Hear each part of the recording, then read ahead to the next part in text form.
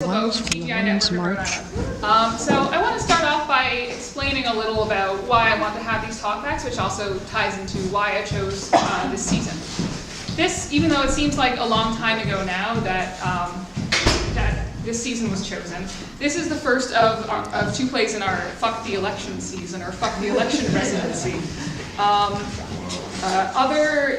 Other companies who were planning their seasons around last November or December, which was when this started coming together, we're talking about doing seasons that were about tyranny or about resistance. And I didn't really think that as a director or as an artistic director I had anything new to say about that. We had also already just only maybe about 2 weeks before the election, we had finished our run here of The Cradle Will Rock, which is a musical about unions and about corrupt business influencing government. So it felt like we kind of played out that theme a little also. And so in putting together this season, I wanted to, while still staying within our kind of wheelhouse of classic plays, I wanted to do plays that were by and about people marginalized by the policies and rhetoric that were around. So that's why for the spring show, we chose God of Vengeance by Sholem Asch because of a lot of the anti-Semitic rhetoric that was going around during the election and afterwards. And because the play is also notable or infamous for being the first lesbian kiss on Broadway. And I was looking for a play by a woman playwright for the other slot in this residency, and I was really happy to find this one, both because it's by George Sand, a noted female author, and also because you can look at it both through the feminist themes that Sand originally intended and also through trans or non-binary themes. So you were coming into this cold, or pretty cold, so I'm really interested in hearing what you thought and how this kind of relates to your work. Okay. So, I'm trying to give you a broad opening question. Thanks. So, well, I did try to, I didn't know the play beforehand, and I wasn't able to find a copy of it in English prior to coming today. And after looking for it and not finding it, I thought, well, maybe that's a good thing, because then I am going to come into it cold and really just respond to it, after having just seen it. So, as a sort of dyed-in-the-wool, long-time feminist, and a person who's really interested in moving feminism in, the traditional white woman feminism into intersectional feminism. So, what third or fourth generation feminists now, right, as opposed to second wave feminists. Clearly saw a lot of themes here that are age-old feminist issues. The issues of identity politics, about being able to define what your life is, who you are, being able to be educated, or, she talked a lot about the life of the soul and the freedom of the soul.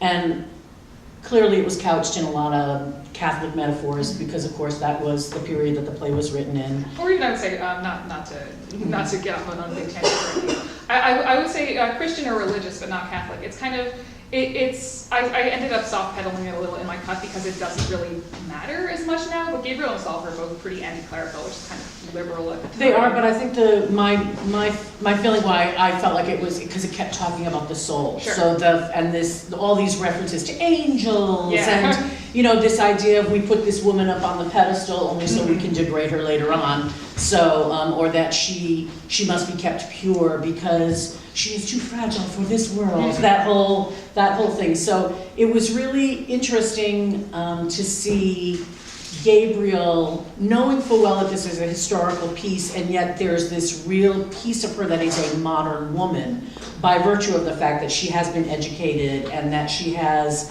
had the freedom to ride astride on a horse. I thought that the mother's description of back in the good old days when we rode a horse and we sat side saddle and somebody else held our bridle and we went at a calm pace. Those were the days. That was aristocracy. And I thought that's so interesting that there's that perspective, and then all the reasons why she didn't like Gabriel were all of those aspects of her that I loved about her, because she was this modern woman at a time when these women were so restricted. Yeah, it's such a realistic interaction going on there. I was saying, I think at the Talkback yesterday, that if I had an infinite amount of time to read an infinite amount of books to prepare for this show, I would probably have read Right-Wing Women.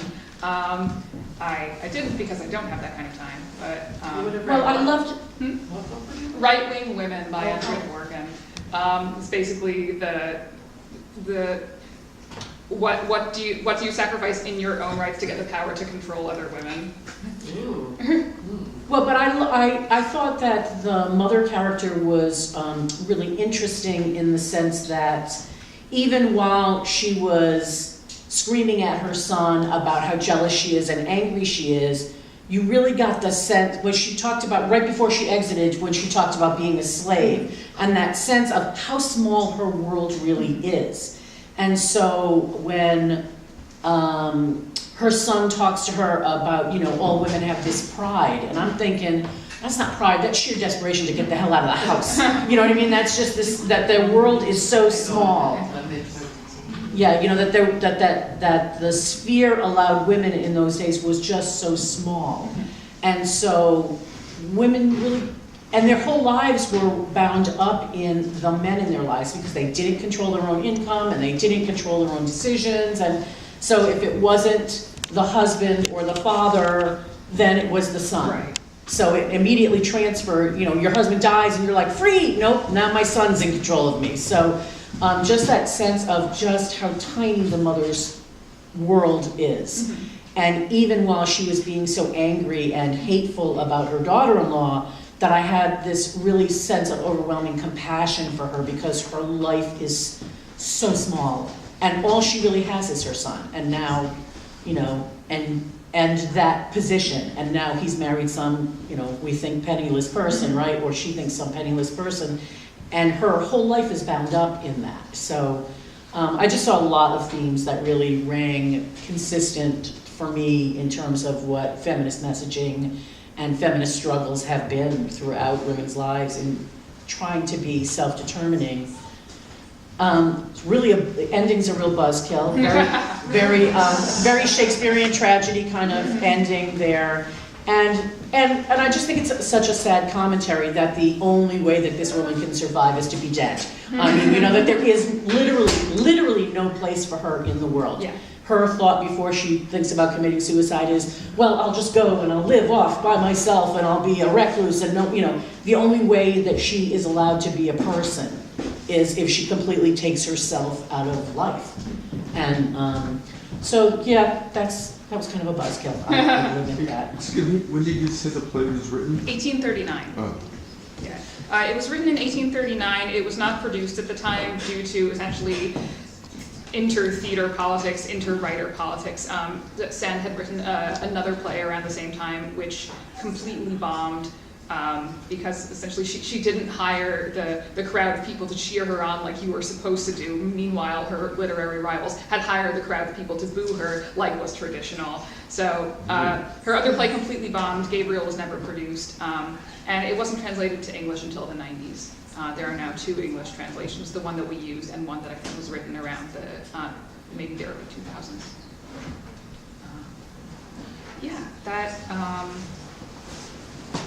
I think I've described the play as a feminist parable in the sense that it's almost a fable about what a woman could be like if she were raised the way men were. And specifically raised, not just if she had the freedoms that men have, but if she were raised not to accept the limits placed on women like Satimia. And I think that the death at the end ties into that. I think that in that it is a parable, in that it is limited, there really is no way forward for an individual who has that kind of ability to see beyond the cage. It's that, I don't know if this is a statement that Sand is making, but this is how I read it, that society as a whole would have to change so that Gabriel isn't one individual who is unlike the rest, that it would have to be broader changes for that not to have to be the end for Gabriel. I think the other thing that was really startling to me is the issues of power and control and how very clearly they came out in the arc of, I'm not using any of the names because I'm terrible with French, so the male protagonist, the husband, okay, the boyfriend, stuff. Okay, so his arc from being someone who used women, right? Because he's, as when we start the play, we know that he already has a courtesan, a girlfriend, and that he's, a drunkard and all. He's sort of living the life of the flesh, right? So we know that he's already started there, and the jealousy piece. So I knew from just reading the, sort of Wikipedia overview of this, that she died in the end. And I honestly thought, as we were watching the second act unfold, I thought, oh God, I'm gonna have to watch him murder her.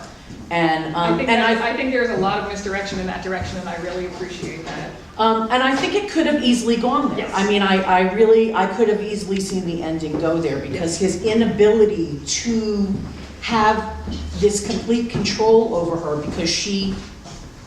because of the way she was raised, she was herself. Yeah. And that's the one thing he can't have. You can't control that which makes you you. Yeah. And Sorry. no, but I think that really, to me, because I've done a lot of work with domestic violence and around domestic violence and those issues of power and control and of trying to, no matter what you do, it's never the right thing.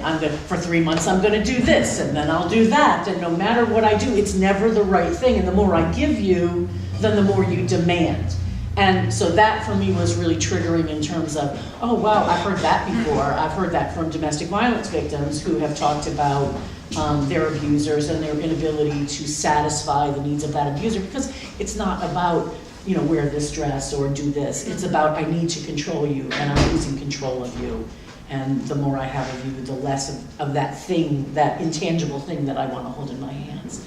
So that was actually scary, a little bit scary in watching it and feeling like, oh God, I'm getting a bad feeling about this. Like this is going to go south. And I think it was a tribute to the character's sense of self and self-preservation to get the hell out of Dodge, because of the fact that she left. Sorry, you look like you want to say something. No, Or not, it's fine. I don't mean to put you on the spot by looking at Oh, no, it's fine. I was just thinking that, I agree with you on all these points. I think, for me anyway, it's important to also layer in, Gabriel's gender identity. Cool, yeah, sure, if you want. Okay. So, I'm Rex, and TGI Network asked me to come here today because I am non-binary, I'm genderqueer, which for me that means that I'm not male or female, I'm somewhere in between. TGI Network, just so you guys know, it stands for transgender, gender variant, and intersex, and they're a support and advocacy group here in Rhode Island. Fantastic organization. But one of the things that I love about the play is that I feel that Gabriel's gender identity is never really, stated. We don't know what they want in terms of their gender. We hear all kinds of different things about they want to be free, they want to ride their horse, they love stuff, they're tired of all this bullshit that's going on in their lives, but they never say, I am a woman, I want to be a woman, or I'm a man, I want to be a man. And I think for me as a non-binary person, I could totally see Gabriel as being non-binary, and I think that that's a really beautiful thing, and I'm sure that was quite intended in the way that the play was written. That way you can kind of maybe get past the gender boxes a little bit and hopefully see Gabriel as a human being who has all these beautiful qualities about them and things that they like and things that they care about, and that's kind of what really matters in the end. And where you get into trouble is when you start treating people like a fill in the blank, treat people like a woman, like a man. What does that mean? Yeah, like you said, when we treat people as a particular gender, I mean, Gabriel didn't stop being a different person, but Astolf, upon learning that Gabriel was a woman, for whatever amount of scare quoting is necessary there, Astolf obviously started treating Gabriel quite differently. And I wanted to go back to what you were saying about Astolf, because we had talked about this a little during the rehearsal process, but I guess the way I want to articulate it has become a little clearer as we've done the run and as we've done the talkbacks, because there's a way in which Astolf's like the worst male feminist in the world. Because he has a couple moments where he's aware that men oppress women, he's aware that he's personally horrible to gay people. He's just like, well, I'm aware, right? I don't have to do anything about it, but I know it's happening, that's good, right? Well, that's the first step, right? It's the first step is admitting you have a problem, right? I'm not going to stop, but I'm telling you that I'm aware that I'm persecuting you. That's good, right? Yeah, right. I should get a cookie for that, right? I was impressed with your performance because of the fact that after a couple of moments, I had to go back to the program to see if you were really a girl or a boy. Huh? It was really, and throughout the whole thing, I kept saying to myself, is it she, or is it really a guy, or? But I think that gender bending quality of the show, I think that keeps you off bat. Like for a regular audience, cis normative audience, who is used to putting people in those boxes, it really forces you to not think that way because of the show and because of the casting. I liked that. I had mentioned to you when we were speaking during intermission that I remembered a commercial that I'd seen a while back where it was men saying things. It was like for a Special K or some like women's diet cereal commercial. So that was hateful about it. But the thing about the commercial that was interesting was it was men saying things that women typically say, like, "Does this make my ass look big?" And at first you laugh because it's ridiculous coming out of their mouths, and then it makes you stop and say, hold up a minute. It's ridiculous from anyone. Like, really, why isn't it ridiculous when women say it? And so there are things about the presentation in terms of whether the words are coming from someone we consider cis-normative female or someone who's cis-male, that we're thinking, oh, because it's being said by this person, it carries a certain weight, or it doesn't carry a certain weight. So things that Gabriel said as Gabrielle don't carry the same weight because we're perceiving her as female, and therefore all of those judgments and assessments and stereotypes that we have about what it means to be a woman, that colors the way we view the words coming out of her mouth. But if it's a man, we color him in a totally different way. Mm-hmm. And so I felt like every single time I got that little, okay, I'm kind of on a roller coaster here, and I'm not sure who's underneath the mask, and I'm not sure the fact that the symbolic usage of masks and how much we mask and how much folks who are non-binary and who are LGBTQ who feel like they have to hide or before they come out of the closet, and how many masks we wear. All of us are wearing masks, smart women playing dumb, dumb women playing smart. I mean, we all wear masks all of the time. So the symbolism of the usage of the masks. And then because the masks also disguise the face and you can't really tell, I mean, all of those things I thought contributed to that sense of this is just a constant swirling of gender. Mm-hmm. If it's like a continuum or a ball, it's just constantly. I like that. Yeah, it's constantly swirling, and that was part of what made it work for me. Is that I was constantly getting caught up in my own. Oh yeah, okay, I can sit with this being ambiguous and not feeling like I have to say it's a girl or it's a boy. My own discomfort with ambiguity, that's right in your face when you watch it. And so I think that that's really powerful if you're if you're introspective. When you walk out of the play, you're like, okay, that made me uncomfortable. Why did that make me uncomfortable? I've been really glad actually to get that kind of reaction from a lot of people, because not like necessarily uncomfortable as a word, but that people are remarking on it, because Head Trick Theater as a company has, I think, cast women as men in every show that we've done, and usually women as men rather than just making the role a female role, which we've done a couple of times, but usually it's just women playing men as men and just expecting the audience to accept it. So for this show in particular, I wanted to very intentionally say whether this statement is from a feminist perspective or a trans rights perspective or both, say that the body you're born with doesn't determine what role you play in life, and that's why I wanted to have a cast of women and non-binary actors. And I'm really glad that this is making people think, like you were saying. I'd love to hear more about what you guys thought about it. Especially one question that keeps recurring for me is, I think especially because the play is so little known, I'm really interested in hearing what people expected to happen who were just coming in cold. Like you were saying that you expected Astolph to murder Gabriel, and I think the play definitely does red herring you very hard in that direction. There are a number of actually moments of foreshadowing that it's going to be the prince, but Astolph is just such that type that it's a big, awesome misdirect. But yeah, I'm really interested in hearing what other people thought was going to happen or what surprised you about either the play or the production. I was surprised when I finally looked at the program and just looked at the names, all traditionally female names, and I was like, oh yeah, they were mostly women. It was actually when that swirling was happening with the masks, and I'm like, wait, is that supposed to be a guy or a girl, or, you know? So we had some characters in the carnival where we never really decided one way or another.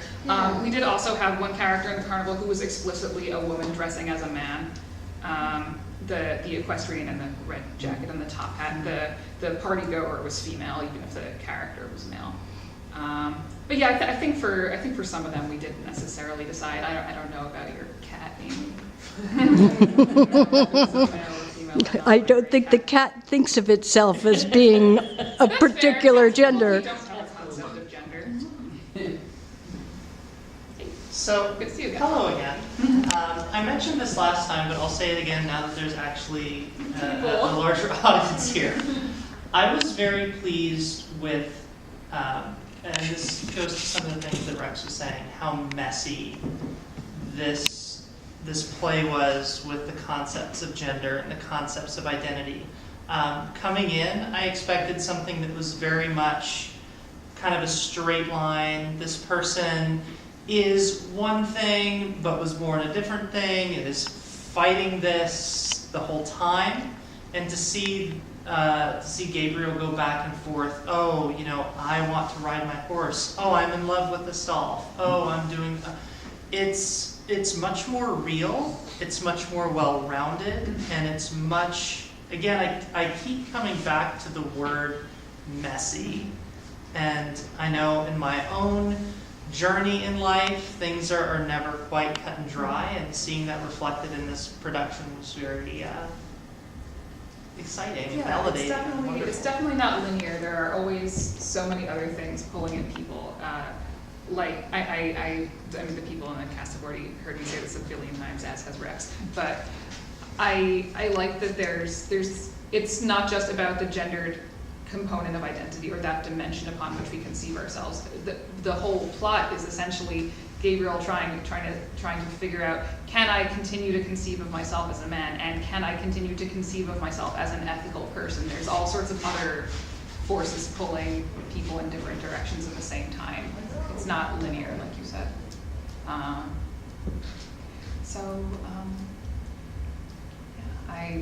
Does anyone else in the audience have stuff that you didn't like or that bugged you? I find that's often a productive place to discuss. Something that I was not necessarily sure would jive with people is the fact that I think the play does kind of go, oh, well, Gabriel doesn't identify with womanhood because they weren't raised to identify with womanhood, which is not necessarily the prevalent view now.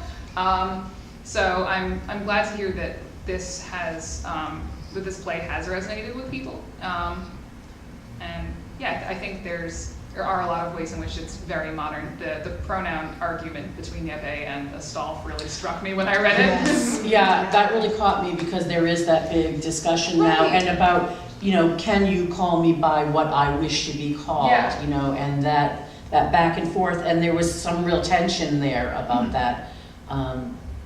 You know, the other thing that surprised me about it was, and I mentioned this to you before, the issue of primogeniture, which is that the property would pass from a male heir to a male heir. So initially, the son that the prince loved was Gabriel's father. Gabriel is born a girl, and so this prince does this elaborate ruse to make her a boy so that she can get the money. And that's the initial setup for the play, but it's really not ever, I mean, it's kind of dropped fairly quickly, which was surprising to me because I'm a big fan, okay, different generation, there was a Jane Austen a little bit earlier. And okay, so 6 books and at least 4 of, she only wrote 6 books, and of those 6, 4 of them deal with the fact that these daughters have a father who dies and the property goes to a son or a cousin or something, and these women are left indigent. And so the fragility of a woman's position, because she can't inherit. And that to me is sort of symbolic for all of those things. I was also thinking a lot about Freud and the whole idea of penis envy, which I really honestly, except for maybe someone who is trans and is wanting the body of the other person, I think for cis women, it's not so much that you want the penis as much as you want the power that goes with it. The ability to walk on the street at night and feel safe, the ability to have the job that you want, the ability to choose to have children or not have children, and you know, all of those things, all those powers that men take for granted. So I was actually kind of surprised that the play, you know, sort of used that as the setup for the play, but then it really doesn't play out at all in the play pretty much anymore. And I would think the first thing that she would cry about is, oh my God, you know, like as a woman, if I come out as a woman and accept my femininity and show it to the world, I lose everything. I lose my security, I lose everything, and that is huge. So I think that could have been a plot also, but I feel like Sand probably, my interpretation of Sand's thought process is probably something like, okay, so I want to write a story about a woman who sees the world the way men see it, and who doesn't have all of these traditional fetters that are placed upon women. But why would that ever happen? I think it's more an excuse to get that going. Yeah. I was just, again, coming into it fresh, I was like, ooh, that was like, I was expecting it to go here, and then it went here. And I was like, wow, I was expecting that was going to be a huge piece of it, and it wasn't. The original script was also a lot longer. But they had a lot more time back then.